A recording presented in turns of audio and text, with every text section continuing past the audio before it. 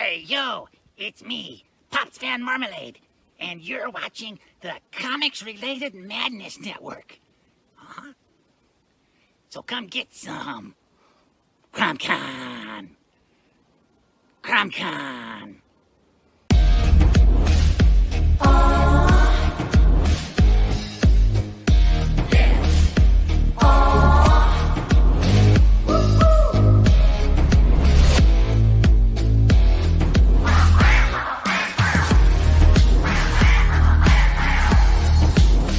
Your favorite podcast, it's Critical Blast. Hey, we want to shout out to our sponsors, Daytona Beach Comic Con. If you are a fan of comic books, if you're a fan of comic book conventions, and if you like meeting comic book creators and getting comics and comic-related stuff, then you need to make your plans to attend Daytona Beach Comic Con. This year's show is September 9th and 10th. Silverline will be there, so you should make your plans to be there too. We'll see you there. If you like comics and find yourself in the Orlando, Florida area, doesn't everyone come to Orlando at some point in time to see the House of Mouse? But when you're here, you need to make it a point to visit Coliseum of Comics, especially the one on East Colonial Drive. They carry Silverline comics, even a limited edition Coliseum of Comics version of our comics. So, when you go, be sure to ask for Silverline Comics and tell them we sent you. OCD stands for Orlando Collector Deviants. OCD, Steve and Trish. They're a family of geeks who promote geek things, particularly those around the Orlando, Florida area. They're big supporters of Silverline, and we think you should be supporters of theirs too. Go give them some love. If you are an independent comic book maker and you need to get your independent comics made, you need to look no further than Kablam Digital Printing. They print our books, and they do a bang-up job. They're not only trusted by Silverline, but many, many independent comic book makers. Head on over to kablam.com and see for yourself just how easy it is to have your comic printed by them. And tell them Silverline sent you. Hi, this is Tim TK, host of That Silverline Show on Tuesday. Join us at 11 p.m. Eastern, 8 p.m. Pacific every Tuesday night as we discuss pop culture and the joys of making comics. And I'm Scott Wakefield, host of Silverline's Wednesday Wham, where we talk about comic books and all kinds of great storytelling, sometimes with incredible guests. And we want you to join us Wednesday nights from 8 to 9 p.m. Eastern. We'll see you there. I'm Roland Mann, and I host Silverline's Silver Sunday. Join me every Sunday at 8 p.m. Eastern as we make mine Silverline.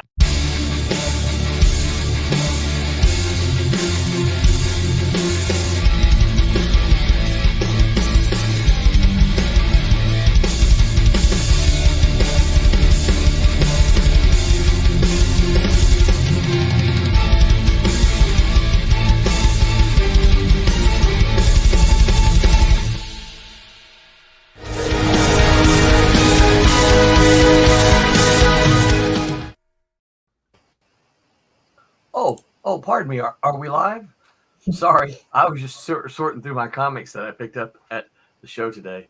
You can see a lot of Justice Machine, and I picked up some Hero Alliance. And I got, there's a story behind this one, right? So this is called Strike Force America.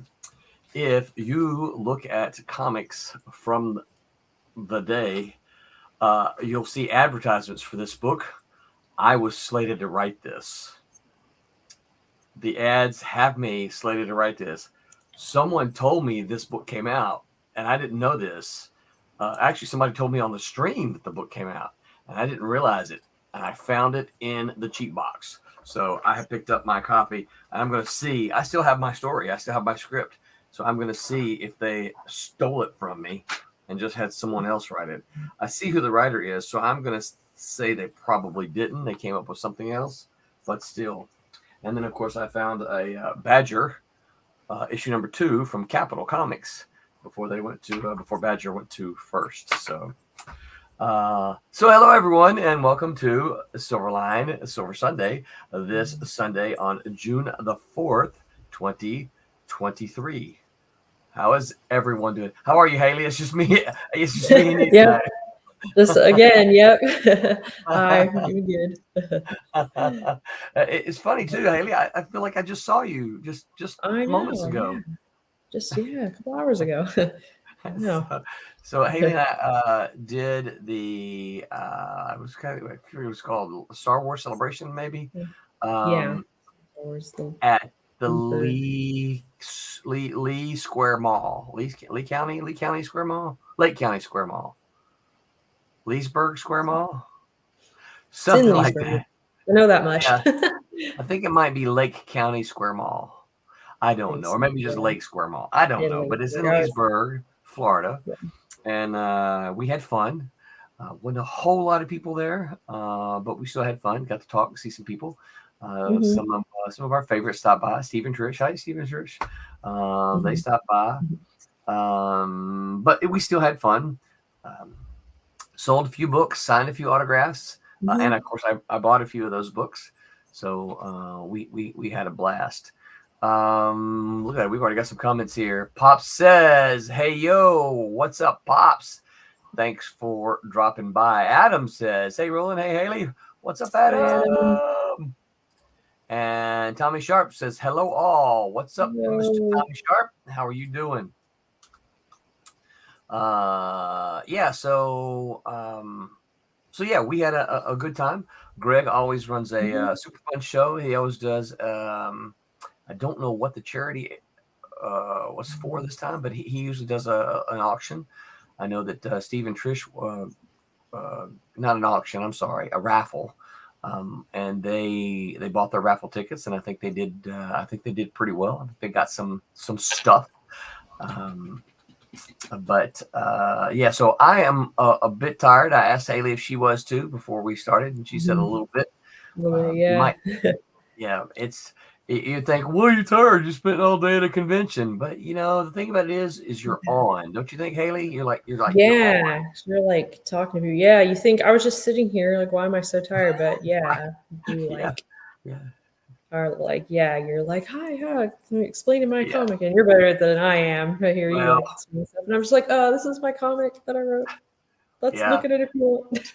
yeah. That's what you think. Well, why am I tired? But it's like I'm standing up a lot, Yeah. and you do say the same thing often. I used to laugh at Tommy because I got my cat and mouse pitch down really well, and I said it so many times. When Jeff Whiting traveled with me for a while, and I got so tired one time. I said, "Tommy, you've probably heard this so much. You can probably give it." And he goes, "I think I can." A dude gets a call. He starts going into it. It was kind of funny. But yeah, you learn to kind of, and that's the thing is that you do kind of practice. Pitching your book is hard. Pitching your work is hard. Mhm. You don't want to say, "Oh, it's about a guy who does a thing, and then they go and they have some fight stuff, and the end they win by." Yeah. you know. So Spoiler alert. you have to learn how to kind of how to kind of pitch. And I think my for cat and mouse, I I worked on that, man, for probably a year before I got it to where I liked it and I could say it pretty quick. And it seems to work pretty well. It always ends the way I end it. It always kind of brings a little smile to people, and because of that, they tend to want to reach down and pick up a copy and flip through it and take a look at it. And that's really all you're trying to do, right? Cool. Yeah, Yeah. yeah. So Yeah. I we need to have a get kick. good. Go ahead. No, go ahead. Oh, I was gonna say I need to get like elevator pitch for because I've got Bear, Obsoletes, Rejects, and I didn't write any of those. And I'm like, well, I can tell you what it's about, but I Well, don't really so have. what's your what? So you do your own. You do heroic shenanigans. What's your Yeah, and elevator pitch for heroic shenanigans? yeah, I basically just say it's about superhero summer camp, and that's Mm, like then people are like, oh, usually people are like, oh, that's interesting. yeah, So then I that can sounds kind of interesting. Yeah, explain some more. But yeah, that's pretty much like doesn't really tell you anything about like the characters or the plot, but it's like there's the basic premise, and if that interests you, then I'll yeah, tell you more. They're like, oh, that yeah. sounds like Sky High. Have you seen that? Like, Yeah, yeah. yeah. I will say this. So I know that there are some comic creators out there. When they pitch their project, it's like this meets this, and I don't like Mhm. that. I personally don't like that. They're like, well, it's like Sky High meets the Watchmen. And my first thought is like, uh, Sky High meets Watchmen. Yeah. Okay, don't tell me what it's like. tell Mhm. me what it is, and I think that's Yeah. why I don't like those. But I think that's a Hollywood thing. Yeah, I feel like I've seen submissions where they ask you to say like compare this to something, and I'm like, I don't know. I mean, it's kind of its own thing, but or maybe sometimes they're like fans of this will like it, and it's like, Right. well, maybe I don't know. Yeah. I usually just say fans of comic books will like this. Yeah, Yeah. Yeah, and that's the thing, as a creator, you don't want to be like something else. You want yeah. to be unique and you want to be original. So, Yeah. and I Although I think that do might be tend to tell people that Bear is it's a Winnie the Pooh type world, but well, but I well, mean that's a very quick way to tell them like it's yes, living stuffed animals, like right, because yeah, you could just say that and then they're probably thinking Winnie the Pooh anyway, so it's just right. it's what they're And thinking. now that Winnie the Pooh is public domain, it's a little safer to Yeah, say that out loud. yeah. There's no copyright issues if you say that, so Right. Yeah. yeah. If you remember when you and I first started this, I was like, well, it can't look too much like Winnie the Pooh because they do still own it, and it Mhm. wasn't public domain at the time, but now it's public domain. It's like, okay, let's just embrace it. Yeah. Yep. Yeah, and I usually say the same thing. I think my bear pitch is kind of like, I used to say, when my kids were little, we watched a lot of Winnie the Pooh, and because we watched so Mhm. much Winnie the Pooh, I used to always wonder what would happen to Winnie the Pooh and the world if Christopher Mhm. Robin ever left. Mhm. And this is the story of Bear. Christopher Robin is no longer in the world, and so it's a parody. I try to throw that in so they know it's not Winnie the Pooh. It's a bit of a parody. Mhm. Um, and yeah, that's kind of how I pitched that one. So Tommy won't be here tonight. Tommy is on the road. He has some family stuff he has to do. So Tommy won't be here tonight or next Sunday, unless I can convince him to leave because I think he said he's traveling next Sunday, and so I'm going to try to convince him to get up earlier and leave earlier so that he can make it back. Not sure where Pete's at a show this weekend too, but he is not as dedicated as you and I. We were at a show, and here we are, Yeah. right? Pete should be here. I'm not sure how far Pete had to go for his show, so I give him Yeah. Tommy's sending me messages. Why aren't you on here, Tommy? We're talking about you on the stream. Yeah, it is funny because somebody came up to me asking about Tommy, and they said, "Well, where's Tommy?" And I said, he had some family stuff he had to do." And they, "Well, man, I was going to buy some artwork from him." So Oh man. I know. Well, someone asked me where we got our comics printed. They're like, "Is there somewhere you hear that you do?" I'm like, "Actually." So I Yeah, showed them the yeah, back. I'm like, "Blam!" So yeah. I gave them some free advertising. Right. So we're still advertising for Tommy, even though he wasn't there, Yeah. right? Kablam, kablam, Yep. kablam. uh, yeah, that's pretty cool. That's pretty cool that they asked you that. Yeah. Yeah. Yesterday I met a guy by the name of and we'll see what happens.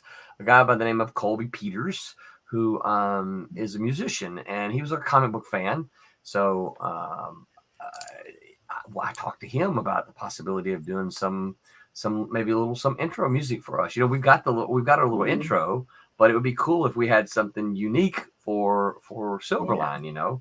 As I was telling him, I just went onto the freemusic.com or whatever it was. I forgot where I got it now, but license free music. I don't know. Someone else might know a little bit more about it, but I just went on there and got I downloaded a whole bunch of tunes that I liked, and we've kind of been going back and forth through some of them. I kind of settled on the one that we have now. Oh, and I just noticed you have Wednesday Wham on your chin. Let me Okay, change that. Yeah, it is not Wednesday Wham. So let me go back to the comments. Who we're missing? We're missing Vic. Where is Vic? Oh yeah. Yeah. I'll have to give him a hard time next time. I'm gonna have to give him a hard time. He He's I always don't have here. my. I don't think I have You're more Twitter. than me. All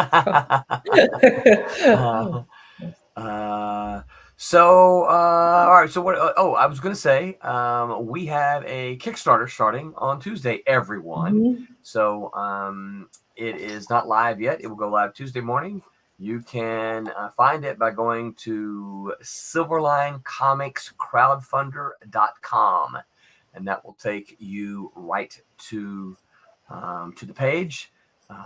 Please click on that notify me button so that you'll get a message. We are going to, of course, send out a message when we go live. Those of you who have subscribed to our email list, thank you very much for doing that. But we will also send that out. Look at this. Speak of the devil, right? Tommy says, Oh, howdy, hey. y'all. Fun show today. Where's Mr. Pete? Well, Tommy, we just talked about that. We think Mr. Pete might be at still at I can't remember the name. I'm going to say it wrong because he's British. Portsmouth, Portsmouth, it's not Portsmouth, it's Portsmouth. Comic Con that he had to go to. Oh, where's my... You got somebody want to be on film? Yes, That's he's Loki. like, That's Loki, he's like, right? I'm not live, and he's just sitting there, and then I go live, and he's like wanting attention. And that's Well, there Loki, you go. right? Say hi to everybody. Say hi to everybody, Loki. Yeah. He's like, hey, you said my name. What's I up? did. I'll give you a treat after. What? It's like you said the T word. Yeah. And Tommy said he's sleeping. Talking about Pete. Yeah, probably is. Yeah. Yeah, that's the thing of I don't know how he got there. He probably drove. Oh, look at that. Tommy said, beautiful pup. Oh, he said you're beautiful. Don't let it go to his head though. Yeah, too late. Tommy, glad to see that you made it safe and sound. You missed me saying, Tommy, somebody came there specifically looking for you to buy some artwork from you. They were going to buy artwork because they said, where is Tommy? I want to buy some art from him. And I just kind of laughed because, Tommy and I did Tampa yesterday and he didn't sell any artwork. No. And so it was kind of funny because it's like, oh, somebody came today specifically to buy artwork. So you did a con 2 days in a row. Yeah. Well, and this one was in Tampa, so I drove way down to Tampa, Yeah. and then then came home. Of course, I went down there with Tommy, so we had a good good ride. We were able to carpool down there, Cool. and then but it's 2 hours down there and 2 hours back. And then of course today, hour up there and an hour back for me. How long? That's about the same length of time it is for you. Yeah, it was like a little over an hour for me. Yeah.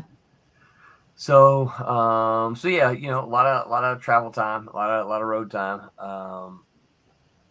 But it was good. Tommy and I always chatting stuff, talking, comics and specialty things. I found a comic in the cheap boxes yesterday that had special holes in it, just in the cover. Of course, I took it back to Tommy and said, hey, can you print this?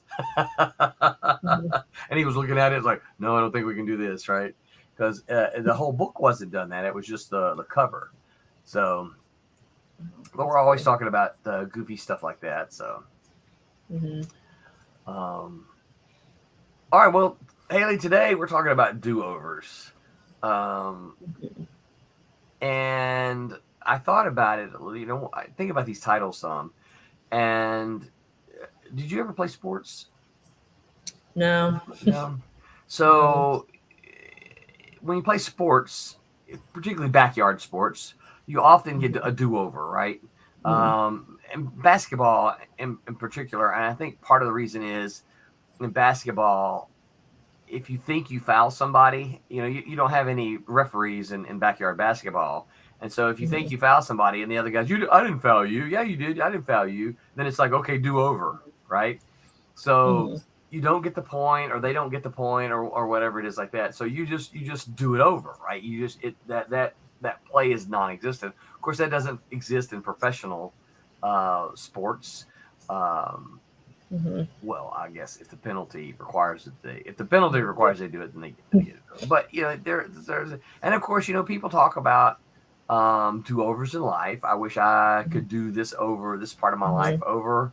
I wish, I could, I made a decision in high school to, take this class instead of that class. And I wish I could do that over. Or, I chose to, be in the band instead of be in choir. I wish I could do that over. I made the decision to ask, this girl out instead of this girl. I wish I could do that over, different things like that. Comic books have do-overs. What are they called, Haley? We talked about it today. Yeah, like a reboot, I guess. Is that a do-over? Is a reboot a do-over? I don't know. Well, I don't know. I'm not saying you're wrong. I'm saying I don't know. Yeah, I mean, because that's what I remember talking about. Kind of like if you, I don't know, like a do-over on like the same story, or like doing the same story again, telling it a different way. Yeah, like that's kind of what I'm thinking. That's kind of what I'm thinking of a reboot, or like taking it back to going like, okay, this is the new issue 1. Yeah, but and the new issue 1 that that tells the same story that the other issue 1 did, right? Yeah, I guess it could be like, oh, we're retelling the origin story. Yeah, because then that would be a do-over. Because you're doing it over again, And I think the idea behind the do-over is that I made a mistake of some kind, right? So I have to fix. Vic is awake. I'm going to act like I wasn't asleep. We talked about you, Vic. Wait, we already called you out? Yeah. Yeah, we called you out on it already. Tommy says, can you show that Haley colored I drew? Oh, can you show the cover Haley did for the new Kickstarter? She did a fantastic job. Original cover art will be available. That's right. I don't know if I have that real handy, Tommy. I have the colored version with no text on it. You do? Can you show it? I can share that. Yeah, let me see where. Yeah, that'll be good. So this is going to be kind of the debut of it. We haven't shown it yet, and any of our marketing or anything yet. So this is going to be the debut of the image. So Tommy, and I'm kicking myself. And I even told Tommy this. I'm kind of kicking myself. I don't know why I didn't think of this earlier. For those of you who know, Tommy has a unique style all his own. Maybe I can zoom in better. Yeah. And he calls it his Kid Hero style. And there it is right there. And so this is a variant cover for the Obsoletes issue number 2. Well, Vic, we'll get to that in just a second. I like that. That's a good idea. I like that. And so, but I'm kind of kicking myself. I'm like, why have we not done one of these before? Because they're so unique, so original, in Tommy's style. And so we're already planning. I've already asked him to do at least, I think I gave him a list of, hey, can you do one for this one, this one, this one, this one, this one? I gave him like 6 other books. Can you do covers for those? And so he's like, I'll do one at a time. I told him, I was like, oh, for my next Heroic Shenanigans Kickstarter, I want to do like stretch goal of like maybe a print or something of my characters. Oh, good idea. Yeah. That's a great idea. Yeah. I'll commission him too. Yeah. Really busy. Yeah. Do you want to do any art on the stream while we talk? You don't have to, because it has been a long day. But if you've got anything you want to do, let's see. Where's I can do some bear colors. Okay, yeah, that sounds good. So Vic asked this question, Haley. He said, like Switchblade, it's the same story, right? Done over. So here's the thing about that, Vic. yes and no, kind of, but let me explain it, and then you tell me whether you think it is or not. So, Switchblade is not. It's exactly the same, except with color. So none of the artwork has changed. Nothing's changed in there. Um, except for we have colored it. So I don't know that that's a do-over, or is it just a that we enhanced it and done something different. I don't view that as, me personally, I don't view that as a do-over. I think a do-over would be I do have a do-over, but I'm not. I think okay. So Vic says so. It's just a color reprint. I think that's probably more accurate. Yeah. I don't like to call it a reprint, but I think that's probably more accurate than a do-over, because, like I say, nothing's. I mean, I think the color enhances all of the ones we've done, our remix books, but I don't think that. But there's nothing. I can't say that that we did do a little bit of editing in one of the books to help maintain the PG-13, because it was a little bit R rated. No one will ever know. Barb, well, I just kind of gave it away. One of the artists will know, because they're the ones who did some fixes for me. But no one else will ever know. That's the only thing that was changed. So, but that's not really a do over either. That's just making a few tiny little edits. Edit. Yeah. Yeah. Remaster. I don't know. I like it. See, and that's what we actually toyed with, remastering it. You know, a Yeah. remastered version. But I think it was Curtis that came up with the idea, called it a remix. You know, more like music. They do a remix, and I like that. It was good and easy to put on the. Let's see if I have one here. It looked good on because we played with it on the cover some to see what it would look like, and so it looked good. I don't know if you can't see it real well, but it's the same. We have the same trade dress, except that this is a little bit different, and we have the remix on there. Yeah. And so, so I like that. I like that it worked really well with that. I think said something else here because we've talked about this, but for some reason, only artists care about the black and white. Yeah, that is true. It tends to be. A lot of fans don't really prefer the black and white. Which is unfortunate. I'm a big fan of black and white, but when you're looking at trying to sell content to an audience or to masses, they tend to prefer color.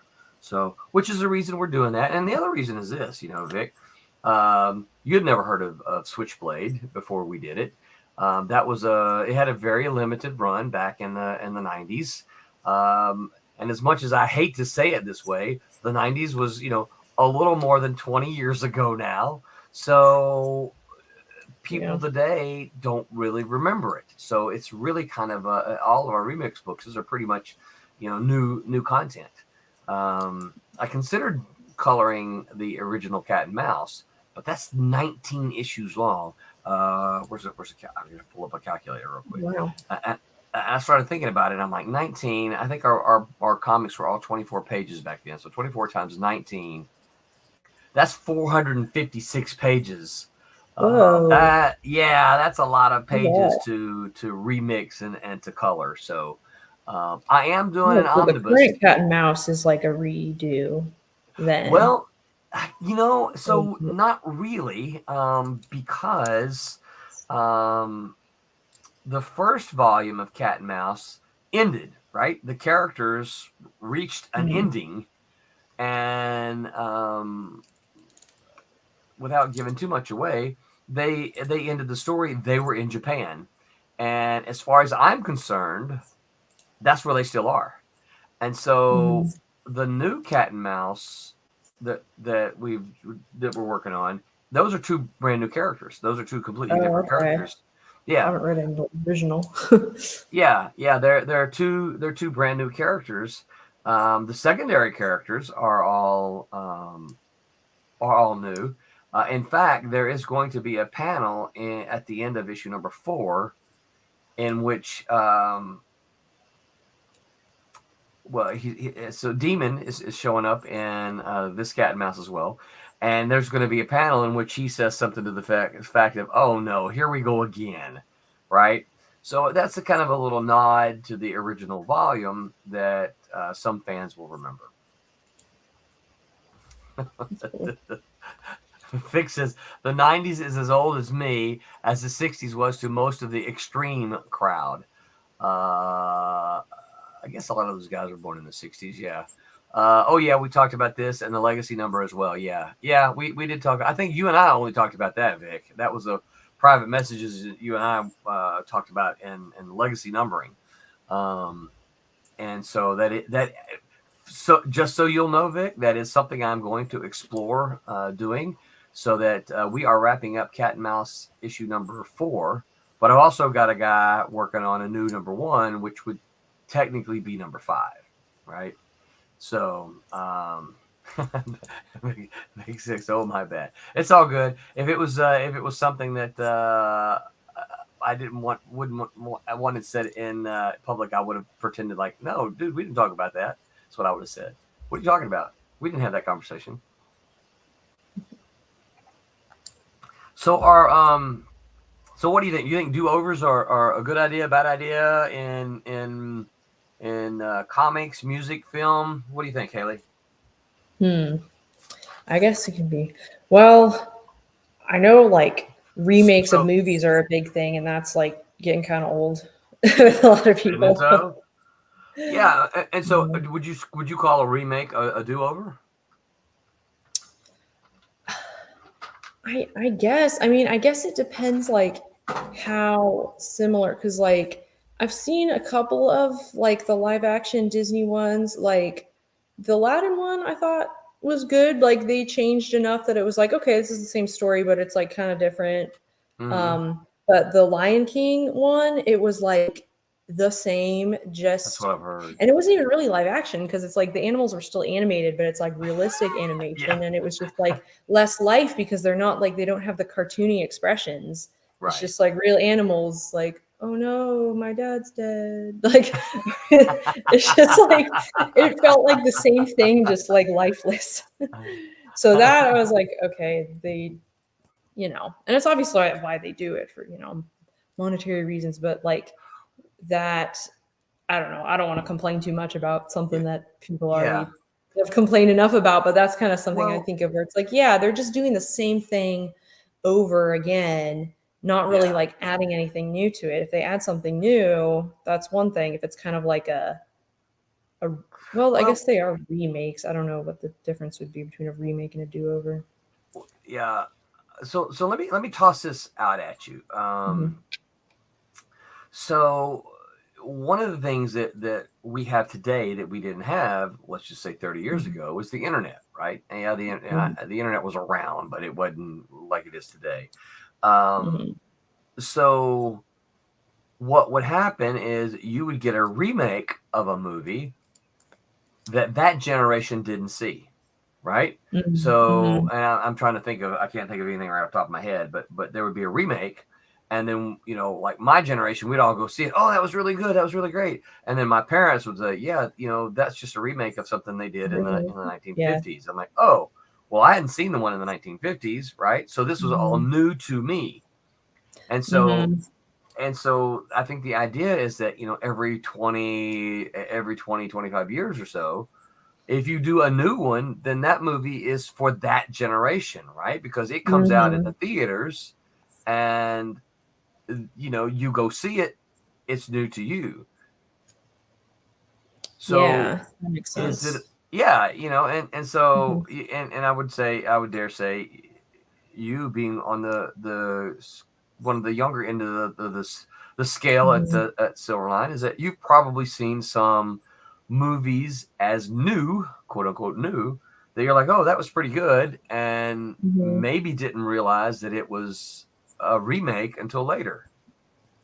Yeah, I saw I think it Total Recall, the one where with like the memories and Yeah, stuff. yeah. Like that, I saw the remake of that, and then I think I didn't know that it was a remake until later. No, so did you see the one with Arnold Schwarzenegger? I think I've seen it since, but I saw like this was when I was in college, so like Okay, 2012. I saw yeah. And did you whenever like that it? came out, there was a remake. So I don't Did you know did who. you did you like it? I think so, yeah. And I didn't, Yeah, and like I haven't seen both of them like close enough together to right. compare. Yeah. Um, Well, so I wasn't and like, I oh, think there wasn't third, but I thought it was an interesting movie. I like the whole like the erased memory concept. concept is really Yeah, interesting. yeah. So Yeah. yeah, Well, and I think that's what, of course, the older you get, the more remakes you see. You yeah, keep seeing them. Oh, that's just a remake. Oh, and so I think we become, cognizant of it. But I think if you were to ask me, I think that's kind of the idea behind it is that, um, you don't, you don't see those or that generation of moviegoers didn't see the one from before. Like you mhm. say, oh shoot, what was the name of the movie you just said? Total Recall, I Total think. Recall. Thank you. Is that Yeah, it? Yeah, you say Total Recall, and my mind immediately goes to the Arnold Schwarzenegger movie, unfortunately, right? uh-huh. Which is of course based off of a science fiction writer. What is his name? He's the guy who Oh. wrote "Do Androids Dream of Electric Sheep?" What is his name? Oh no. So yeah, I didn't know that that was even based on something. So Yeah, yeah, it's based on a science fiction short story. yeah, Crap. What well, I I thought of something else. yeah, Remake wise, video games. That's kind of a different one. yeah. They'll like remake them, but they'll be like, and some are better than others, but some, it's like I grew up playing Pokemon and Ruby. There's like always two together, Ruby and Sapphire. Ruby was the one, like my first one, and then again when I was in college, so this was like on the Game Boy, and Yeah. then they remade it for the 3DS, and I was super excited. I played it, I loved it, and I'm like, okay, this is different. It's like updated graphics, and like each generation they call it of games, they add like new Pokemon, new mechanics, so it had like all Yeah. the latest stuff. So it was like, and it was different, but it was, same story basically, Uh, same kind of stuff. And so that was like really fun. And it was like nostalgia. This is like something from my childhood. And now it's like, oh, brought into the modern era. So that was yeah. like an example of a remake that is good. And then they more recently remade some other Pokemon games that I didn't play those remakes, but I heard it was not good. So they should really like phoned it in and it was buggy and stuff. So it can go bad. But the one that I played, I was like, yeah, this is a remake that is yeah, really Yeah. fun. People Yeah. were waiting for it. We're excited Yeah. when it was announced. I can remember where I was when my friend texted me and it was like, they're remaking this Pokemon game. Really? Oh my goodness. Yeah. Vic says, "Don't talk crap on the 3DS. I love my 3DS." Oh, I was not talking crap. I don't know who was. I love the 3DS. Yeah. uh, Not at all with that. he says, "Gold Key Comics have recently come back. So is that a do over? Um, so unless they're redoing the same comics that they did then, telling the same stories just in a different way, I would say no. That's just the company just has life in it again." Um, he makes a comment. What you mean? The Karate Kid didn't come out originally in 2010? Yeah, Cobra Kai did though. Um, yeah. So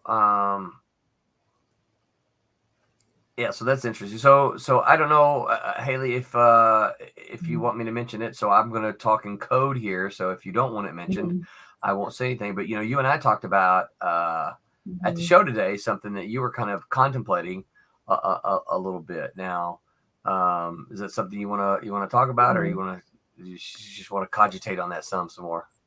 Um, I mean, that's fine. Like I've been thinking about it for a while, like finishing Mm, when I finish Heroic Shenanigans, like maybe some, and it wouldn't be like right away I'm gonna like reboot it or whatever, but I'm thinking maybe like because I've always thought like I want to do more with these characters after this yeah, like arc is done. I probably want to do a sequel or something, but I'm thinking, okay, I don't want to jump into a sequel right away. I'll probably want to do some other projects, and then maybe in a couple years, like with a fresh perspective, I'll come back to it and I may decide to like continue it, or maybe Yeah. retell like similar elements of the story and like kind of plan it out better, or Yeah. just do something different with the characters, like maybe try to make it more of like a comedy kind of thing. Like I don't know. Mm-hmm. I've got multiple ideas, so I'm kind of leaving it open to like I'm not gonna decide anything now. I'll finish what I'm working on, and then I'll, whenever I feel the time is right, I'll come Yeah. back to it and do something else. Yeah. So Yeah. I think from a fan point of view, mhm. I think I mentioned this a little bit to you, is that I want to see new stuff, right?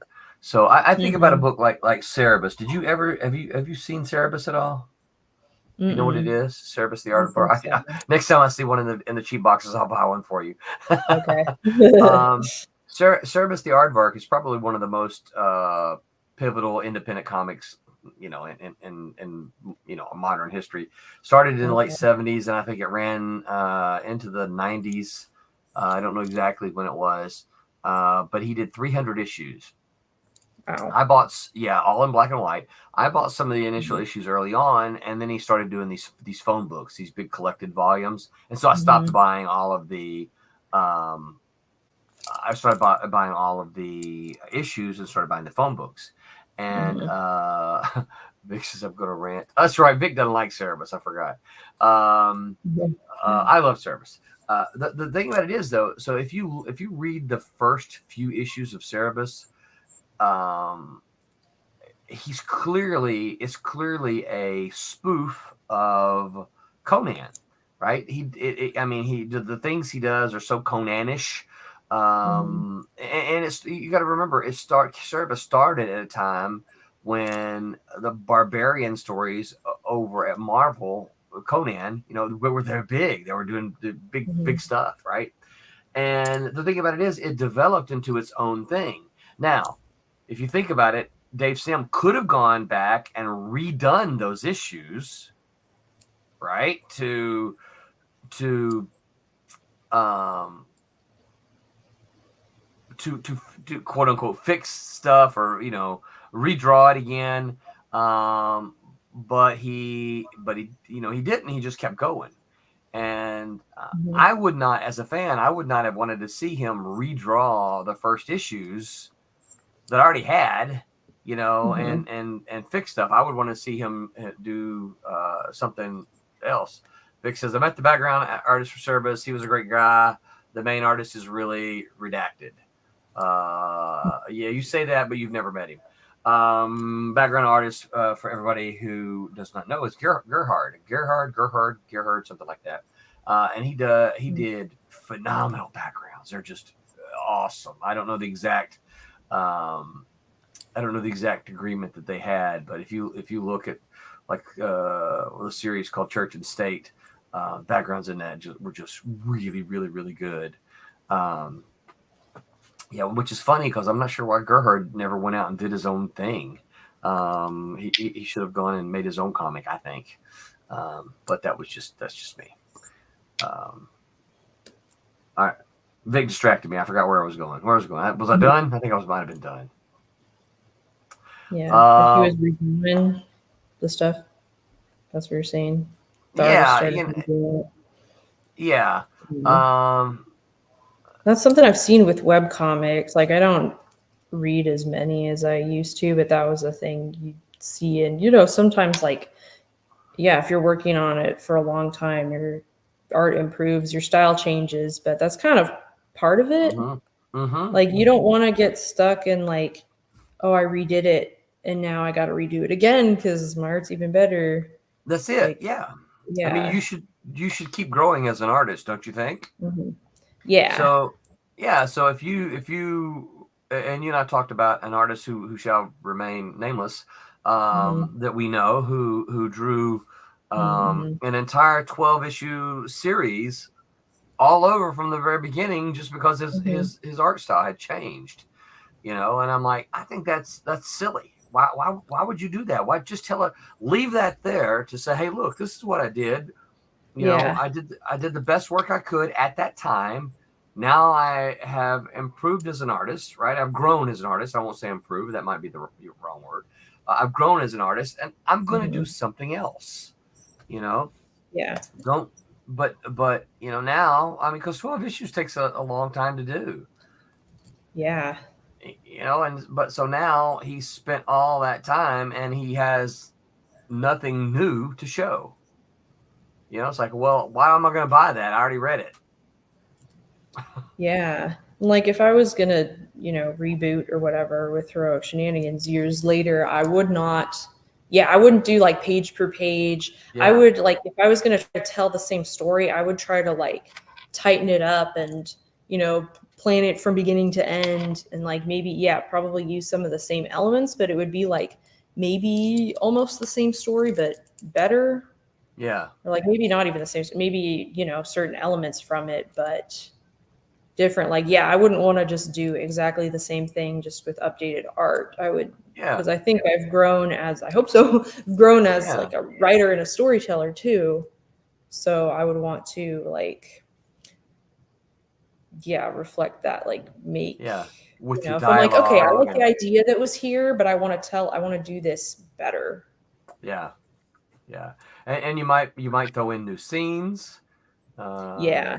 yeah, to make characters advance and do different things, to make different decisions. You know, Mhm. um, yeah, um, Yeah, and just the danger now is that I'm already thinking that way. Is like, okay, I do want to finish it strong. I don't want to be like, let's just rush the end just to finish it because I know I'm probably going to redo it later. Like, I do want to still make this version the best that it could be, yeah, but then also not try to get too perfectionist with it. Because when I started it, I was kind of like, this is my like me, this is my magnum opus, this is like my main thing of my life. It's going to be perfect. And I'm like, okay, I've kind of let go of that. And I'm like, okay, even if this is like, because I've got other stories I want to do. And even if this one's my favorite and these characters are my favorite group of characters that I've come up with, this exact story doesn't have to be perfect. I mean, nothing's going to be perfect. So you don't want to put that right, pressure on yourself because you're yeah, only going to yeah, fall short of that. So I'm like, yeah, I don't need to do that pressure and be like, hey, I've learned a lot from this and I'll learn more from my next project and my next project. And then if I want to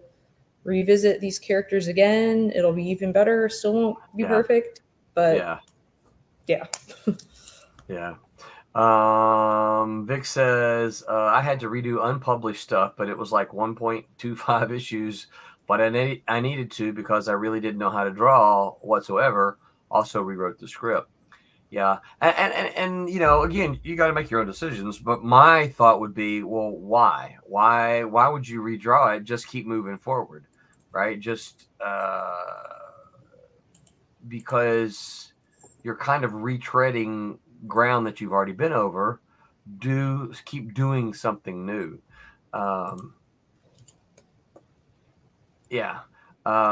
I tell the story sometimes. I met an artist when I was an editor. I used to do portfolio reviews, and wait, this is news to me. Adam says Jeff Smith's Bone and Scott McCloud's Zot were do-overs. I did not know that. Really? Adam, tell more. I'm a big Bone fan. So hold on though. When you say Bone was a do-over, do you mean the Scholastic version? Because I bought the individual issues when they were coming out. That's where I think Bone started, because the Scholastic was just a reprint in color of those. So if what Jeff Smith was doing then was a do-over of something he had done earlier, I am not aware of that. So he said, whoops, hold on. If I said put you, I don't want to put the user in timeout. What the heck? Hang on. He says Jeff Smith started Bone as a comic strip. I did not know that. Interesting. And that makes sense. It looks very comic. The art style is very comic strippy. Pogo. Well, Vic says it too. He did it in the school newspaper originally. Look at these guys doing all this Okay. stuff. I did not know that. Okay, so that's that. So that begs the question then, because I'll make the argument that a comic strip is not the same as a comic book. comic story. So would we classify that as a do-over, or is that more of an adaptation into a different format? Adaptation. There's all Yeah. these words that could mean kind of the same thing, but not really. Yeah, an adaptation. Yeah. Well, because Adaptation, yeah, they're is that very like more? no, I mean, because if you read a comic strip, it's not a comic book. It's Mhm. similar in that, you know, they're kind of done the same. But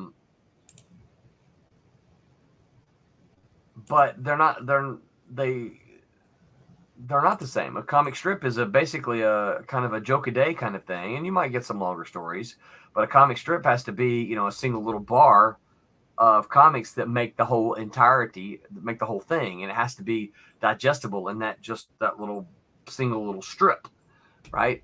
Mhm. Comic, you've got, you know, 20 pages to tell a story. So Maybe it's like a comic book would be like a movie, and a comic strip would be an episode of a TV show.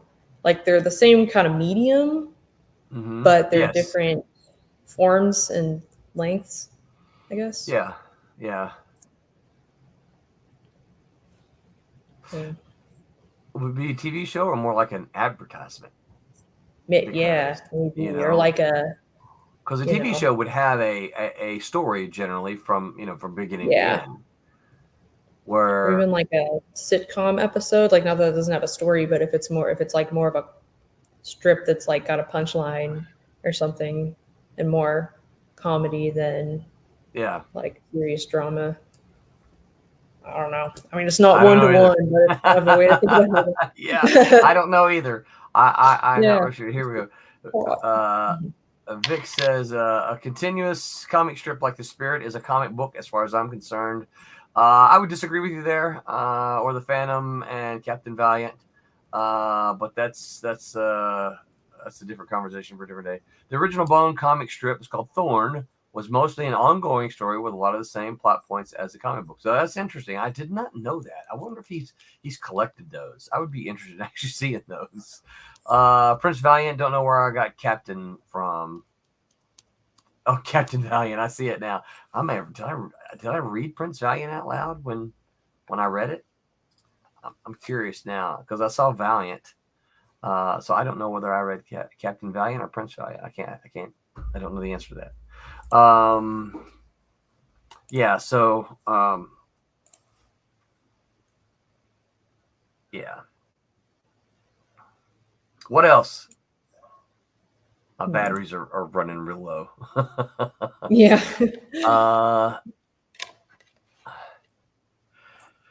I tried my best not to yawn on on here.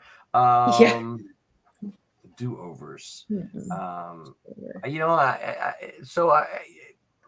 for comics, right? Other than kind of like we talked about Cat and Mouse, it's not a do-over. I did contemplate it. A do-over, just starting at the beginning and kind of retelling that story. But I just, again, it's just like why would anyone who bought it the first time want it? And I don't want to do that.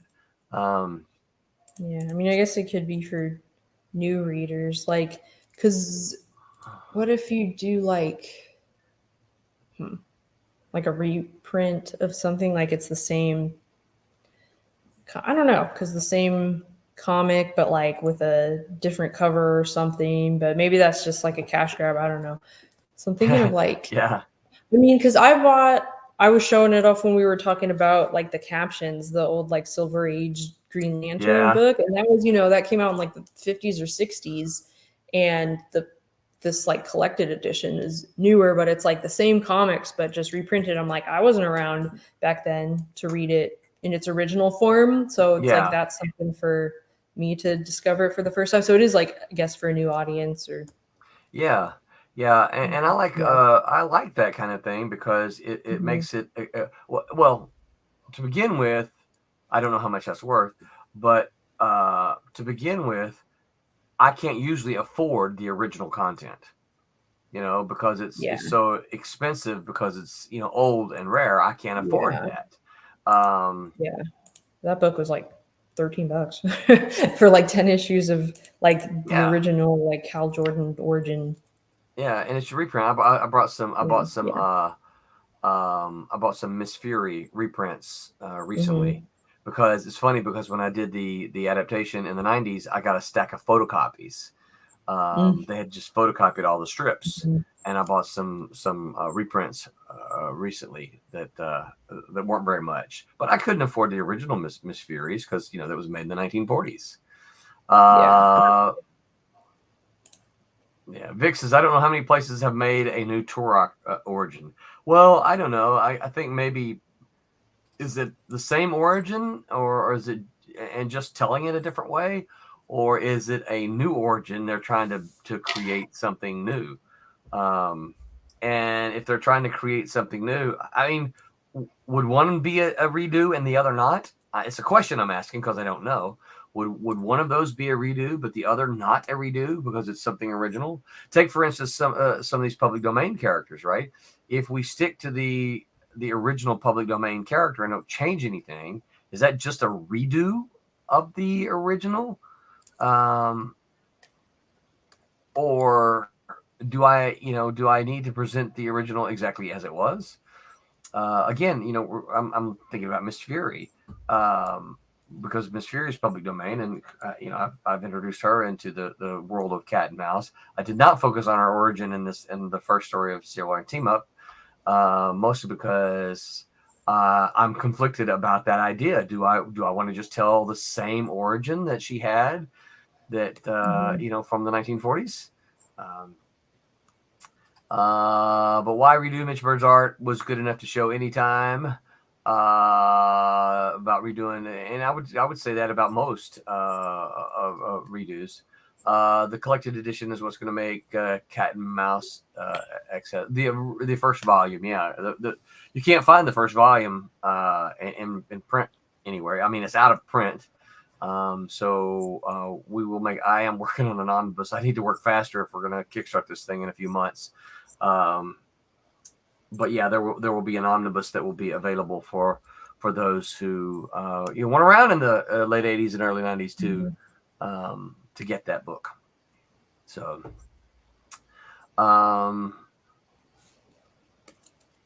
yeah. So Haley, is there anything in your life that you would like to have a redo of? I don't know. That's a heavy question. It is a heavy question, isn't it? Yeah. Do you wish you had said yes to the dude who asked you out in 11th grade? Oh no. Yeah. Or maybe do you wish you had said no to the guy? No, That yeah. No, yeah. It's hard to know. Yeah, I mean, I don't know, because I think about that and I'm like, oh, I wish I'd done this differently. But then you think, okay, well, how different would my life be? Like, you Yeah. can't know. Like, maybe all the decisions I've made were supposed to be made. Like, maybe, if I was like, oh, I should have done this instead, but maybe it would have turned out bad. I don't know. Right. Kind of Yeah. like, Yeah. I don't really, it's hard to like, not hard to regret stuff, but it's kind of like, yeah, if you don't know, it's like maybe I'd be a totally different person, and I don't know. Yeah. It's hard to think what that'd be like. I don't know, get too deep. Like No, but you're right though, and I think that's Mhm. I think that's one of the things that people tend to think about the kind of the negative things in their life, right? Oh, I wish I could take like my grandfather died, and I had the opportunity to go visit him the week before, but Mhm. I didn't do it because I was doing this other thing. I wish I could have a do-over and I'd go spend that week with him, Mhm. I guess regrets are the things that pop up, and Mhm. but I'm kind of like you though. I'm kind of like, okay, so who would you be now if you did that? Let's say you did go spend that entire week with your grandfather before they passed. Mhm. What how would that have changed the person that you are? Mhm. I think that's a fair consideration because, like you said, all the decisions come from that to make you think about it. Uh, Vic says, I wonder if RA just got photocopies for the protectors. I know I bring the protectors up a lot. No, that's okay. I can actually tell you that. So RA had to do his own research for the Centaur characters. I don't know exactly where he got them from, but RA actually provided the Malibu photocopies of a lot of the stuff. He sent photocopies into Malibu from doing his research. So RA is the guy who pitched that to Malibu. So RA did his own research about that. Vic says there's a certain homecoming thing I want to take back. Let's not talk about that, Vic. Rob said, "I'd love a collected protectors. That would be very cool. I think it would be. I can't remember. I want to say there were 18 or 19 issues. I can't remember exactly how many there were, but it would be a nice thick omnibus, right? Vic says it's never going to happen because Marvel doesn't care about Malibu whatsoever. Yeah, that's pretty much true. I know what Vic is going to say. 20 issues. All right, Vic says there's 20 issues. I signed about 6 of those today. I think Haley, you got a peek at them, didn't you? The Protectors issues. Oh yeah. That Martin had, yeah. I signed about 6 of those today, Vic. I signed those. I signed a few copies of Man of War, and I even signed a copy of The Arrow. So those are all now the proud possessions of my buddy Martin Piero, who I don't know if he's on his way, if he has made his way home yet or not. But Martin Piero of Cosmic Times, you guys ought to know, who is running a Kickstarter that can probably use some of your love. I don't have his URL with me, but just look up Cosmic Times on Kickstarter. I think he ends Tuesday, and I think he's not quite made it yet. So if you guys have an extra, few dollars, and we'll still have an extra few dollars for our Kickstarter Tuesday. don't. Yeah. Haley, I think that's about all I have to say on do-overs. What about you? Yep. Yeah. Can't think of anything else at the moment, but yeah, it's interesting that we were kind of talking about that at the convention today, and then I know. Yeah. Yeah. And no, Vic, the show is not now an hour-long show. It's just that we did a show today, and we're tired. And I think we've talked out do-overs. So I think we're calling a night. What about you, Haley? You think we're calling a night? Sure. Yeah. Sure. Well, I can hush and let you talk for a little while. We got Tommy or somebody on here. Keep us going. Someone else to talk more. Yeah. Yeah. The funny thing about it is, I do enjoy very much doing shows, but they can exhaust you. They can wear you out. And I am a bit worn out from today. So and Vic says, man, I'm tired. I fell asleep before the show. Yeah. I almost did, Vic. You missed that part. My wife had to wake me up and say, hey, or actually I wasn't quite asleep. She had to elbow me and nudge me and say, hey, you got a stream to do. Get up. So Haley, when's your next show? Where are you going to be next? I don't even know. I'm not sure. Because Daytona Beach is kind of up in the air. Daytona Beach is coming up and so I think that's the only other one that I had on my calendar for this year. So okay. I don't know. I might try to look for another one. But another one? Yeah, maybe I can contact Cliff next time I've got something coming out and do a signing or something. Maybe the next obsolete. I don't know. Yeah. I'm sure he'd do that. Actually holler at him when the Kickstarter goes out. You might get him to back a couple, and you can do a signing then. Yeah, Cliff. For those of you who don't know, Cliff's runs Cliff's Books. He's a good guy in DeLand. If you're there, you should go see him. My next show will be July 15th. Crap, I don't have the name of the show. July 15th in DeLand.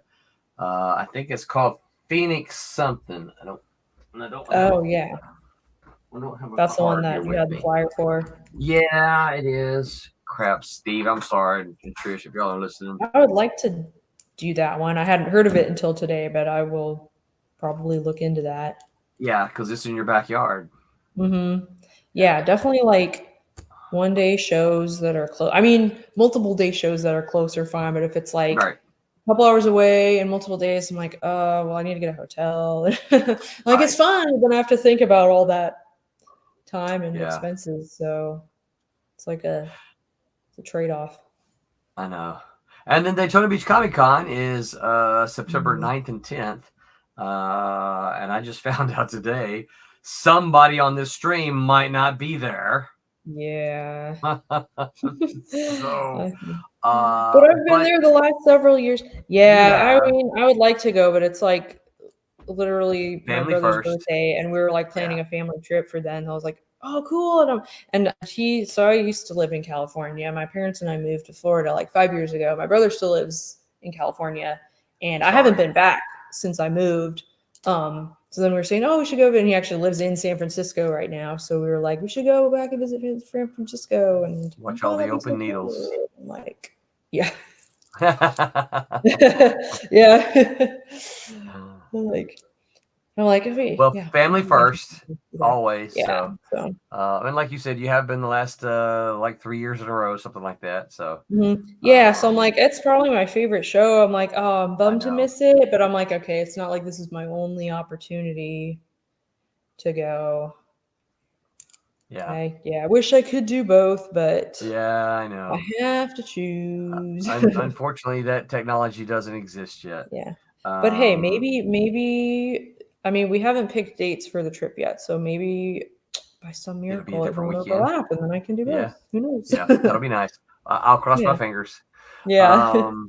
Yeah. So Rob Davis has confirmed. They haven't announced it yet, but we're going to tell you guys because you're here for Silverline. Rob Davis has confirmed he is coming down to Daytona Beach Comic Con. It'll be his first time down here, so you'll be able to get your Twilight Rims signed and a whole bunch of other stuff that Rob has done. So Vic says, I talked to Broderick about it, and now I'm fully convinced I need to go this year. Vic, it's a comic show. If you like comic books, it is a comic show. It's not a huge show, so don't go expecting New York Comic Con or San Diego Comic Con, but it is a good comic show. And I think you would very much enjoy it. Alex Savick will most likely be there because Alex is fairly local as well, and he's a great guy. We've had Alex on our show before.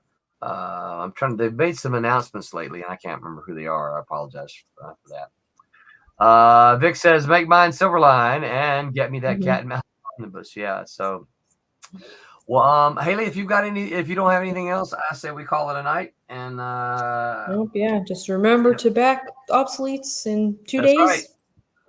That's right. We should have the trailer to start running it. The Kickstarter video to start running on the Tuesday show. And then we'll run it while the show is live. Otherwise, until then, remember to. Oh, wait a minute. Let me say what's on the Tuesday. Here we go. Hold on. This Tuesday, these guys are going to be talking. Their topic is to kill your darlings. So I'm going to be. I'm imagining this is a writing based episode. They're going to talk about getting rid of those things that you love. And then Wednesday Whammers are going to have Chad Corey and Matt Wentback, the Sons of Asgard. They've been on the show before, and those guys are going to be back. And then this coming next Sunday, we're going to talk about the best underrated geek movies. So we're going to talk about geek movies that we all feel are underrated. And until next time, remember to let me get ready to remove here. Remember to hey, there you go. Make mine Silverline. All right. Good night, everyone. Where's my Good email? night. Right here. Hi, I'm Bill Black. I created FemForce. But you know what? Today, make mine Silverline.